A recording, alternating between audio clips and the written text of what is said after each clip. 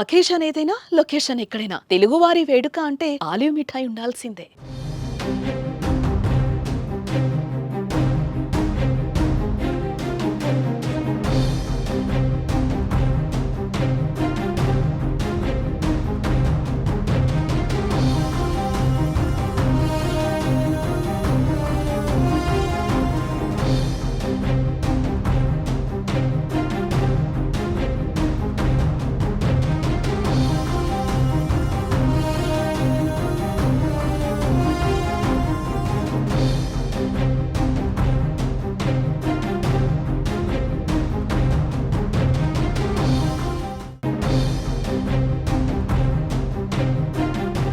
పాకిస్తాన్ మరోసారి తన వక్రబుద్ధిని బయటపెట్టింది.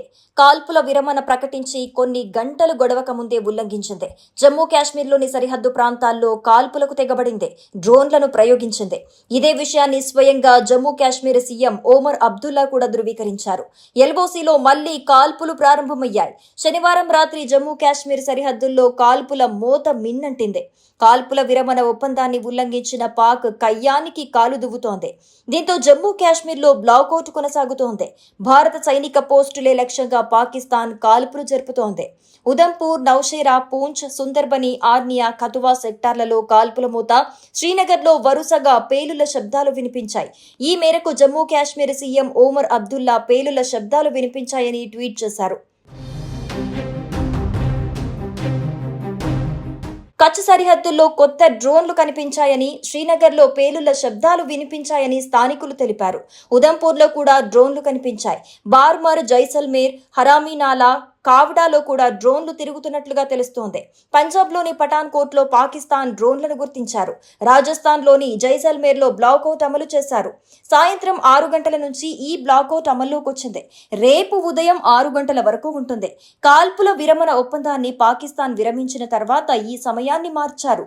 జిల్లా కలెక్టర్ సూచనల మేరకు ప్రస్తుత సందర్భాన్ని దృష్టిలో ఉంచుకుని ఉదయం 6 గంటల వరకు పూర్తిగా బ్లాకౌట్ ఉంటుందని అధికారులు చెప్పారు. ప్రజలు రాత్రిపూట అనవసరంగా బయటికి రావద్దని, లైట్ వేయొద్దని విజ్ఞప్తి చేస్తున్నారు. కాల్పుల విరమించుకున్నట్లు భారత్ పాక్ ప్రకటించి పట్టుమని 4 గంటలు గడిచాయో లేదో సరిహద్దుల్లో మళ్లీ కాల్పుల మోత ప్రారంభమైంది. కాల్పుల విరమణ ఉల్లంఘనకు పాల్పడిన పాక్ భారత్పై దాడులకు తెగబడింది. ఎల్ఓసీలో మళ్లీ కాల్పుల మోత వినిపించింది. జమ్మూ కాశ్మీర్ సరిహద్దుల్లో కాల్పుల మోత మళ్లీ ప్రారంభమైంది. బుద్ధి మార్చుకొని పాకిస్తాన్ కాల్పుల విరమణకు నీళ్లు వదిలేసింది. కాల్పుల విరమణ ఒప్పందాన్ని ఉల్లంఘించిన పాక్ కయ్యానికి కాలు దువ్వుతోంది.